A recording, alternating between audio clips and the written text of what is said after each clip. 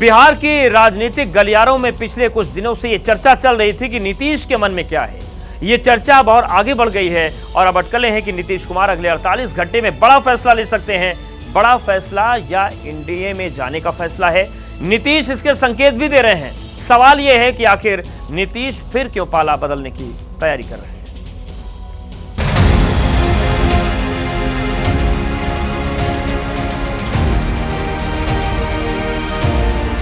किसी भी परिस्थिति में लौट कर जाने का प्रश्न नहीं पैदा होता। रहें या मिट्टी में मिल जाए, आप लोगों के साथ अब कोई समझौता भविष्य में नहीं होगा, असंभव। एनडीए में आएंगे, स्वागत है एनडीए में आ जाए नीतीश जी। जो भी होगा 1-2 रोज के अंदर में होगा। बिहार की सियासत में फिर वही सवाल है, नीतीश कुमार क्या करने वाले हैं। कभी हाँ कभी ना वाले अंदाज में बिहार कुमार फिर वहीं पहुंच गए हैं जहां से सियासी कयासबाजी तेज हो गई है। अटकलें लगने लगी हैं कि नीतीश कुमार अगले चंद घंटों में फिर एनडीए में शामिल हो सकते हैं। करीब एडवांस स्टेज में एनडीए में आएंगे, जो भी होगा 1-2 रोज के अंदर में हो जाएगा। इन अटकलों की तस्दीक दिल्ली से पटना तक चल रही सियासी सरगर्मी कर रही है।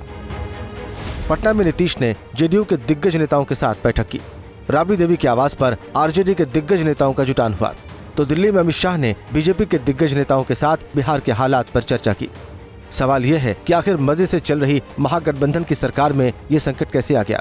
आखिर क्यों नीतीश कुमार के मन में फिर एनडीए को लेकर प्रेम के अंकुर फूटने लगे हैं। इन सवालों के जवाब जानने से पहले नीतीश का ये बयान सुनिए। कर्पूरी ठाकुर जी अपने किसी परिवार को कुछ करते थे। आजकल लोग परिवार का लोग कितना करते रहता है, नेता बनता है। आजकल तो बहुत लोग अपने परिवार को बढ़ाते रहता है। जननायक कर्पूरी ठाकुर जी कभी भी अपने परिवार को नहीं बढ़ाए। कर्पूरी ठाकुर जी से ही सीख करके हमने भी अपने किसी परिवार को आज तक नहीं बढ़ाया है। कर्पूरी ठाकुर की 100वीं जयंती के मौके पर परिवारवाद पर अटैक करते हुए नीतीश ने किसी का नाम नहीं लिया, लेकिन ये बयान लालू प्रसाद यादव के कुनबे को चुभ गया। सिंगापुर में रहने वाली लालू की बेटी रोहिणी आचार्य ने 20 मिनट में एक के बाद एक 3 पोस्ट की।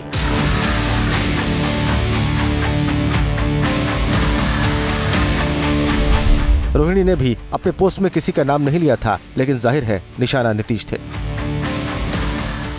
रोहिणी आचार्य कौन है, उसको इतना रिस्पांस दे रहे हैं आप।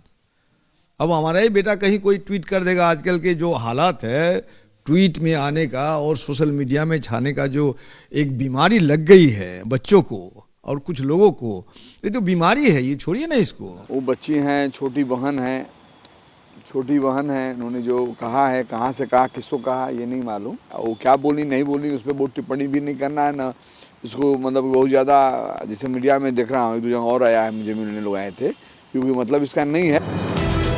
रोहिणी ने अपना ट्वीट बाद में डिलीट कर दिया, लेकिन तब तक नुकसान हो चुका था। इसी बीच पटना में नीतीश ने 30 जनवरी को पूर्णिया में राहुल गांधी के साथ मंच साझा करने से इनकार कर दिया। 3 फरवरी को झारखंड में होने वाली अपनी रैली रद्द कर दी। 4 फरवरी को पीएम के साथ बेतिया में मंच साझा करने पर सहमति जताई। इन खबरों के बीच नीतीश के करीबी और राजनीतिक सलाहकार केसी त्यागी दिल्ली के लिए उसी प्लेन से रवाना हुए जिसमें बिहार बीजेपी के मुखिया सम्राट चौधरी सवार थे। दोनों अगल बगल की सीट पर सवार थे। हालांकि दिल्ली पहुंचकर केसी त्यागी महागठबंधन में सब कुछ ठीक होने का दावा करते रहे, लेकिन बिहार में नीतीश के करीबी कुछ और इशारा कर रहे थे। इंडिया गठबंधन सलामत है। जेडीयू पार्ट है। सर एनडीए में जाएंगे नीतीश जी? अभी कुछ ऐसा नहीं। बिहार के हित में माननीय मुख्यमंत्री शुरू से जो अच्छा होगा वो करते आए हैं, आगे भी करेंगे। पहले भी बीजेपी के साथ रहे, लंबे समय तक रहे। बीजेपी के बाद हम लोग महागठबंधन में आए, फिर बीजेपी में गए। तो जिधर मुख्यमंत्री जी जाएंगे, मुख्यमंत्री जी हम लोग के इंजन है, हम लोग बॉगी हैं, उधर साथ साथ जाएंगे। उसमें कहाँ अलग होने से तो पटरी से उतर जाएंगे हम लोग। इन सियासी संकेतों और सरगर्मी के बीच पटना में नीतीश कैबिनेट की बैठक महज 25 मिनट में खत्म हो गई। बैठक के बाद न तो कोई प्रेस नोट जारी किया गया और न ही प्रेस कॉन्फ्रेंस हुई। इससे साफ है कि सरकार में सब कुछ ठीक नहीं है। हालांकि जेडीयू और आरजेडी के नेता अभी कुछ भी खुलकर बोलने से बच रहे हैं। भारतीय जनता पार्टी सर्टेन घराना जो हाइपोथेटिकल एजेंडे को स्थापित कर करके वो अनस्टेबल स्थिति मीडिया में बनाने की जो कुछ कोशिश कर रहे हैं, कुछ प्राप्त नहीं होना है। कल गणतंत्र दिवस है, उसी अवसर पर हम अभी बिहार शरीफ जा रहे हैं। सरकार में अभी ठीक है तब तो जा रहे हैं झंडा फहराने।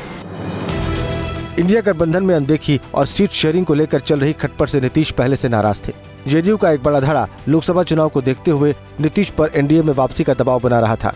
जिस तरह नीतीश ने पार्टी अध्यक्ष का पद संभाला और अब नीतीश जो संकेत दे रहे हैं, उससे साफ है कि बिहार की सियासत में कुछ बड़ा होने वाला है।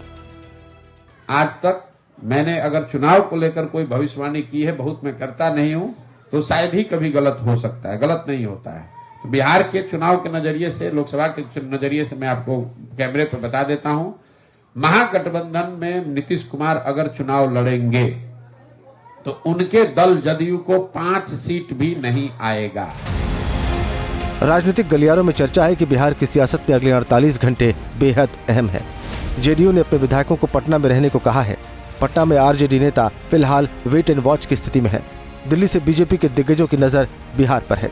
गणतंत्र दिवस समारोह का कार्यक्रम समाप्त होने के बाद नीतीश बड़ा फैसला लेंगे, यानी 4 फरवरी को जब पीएम बेतिया में सभा करेंगे, तब तक शायद बिहार की सियासी तस्वीर बदल चुकी होगी।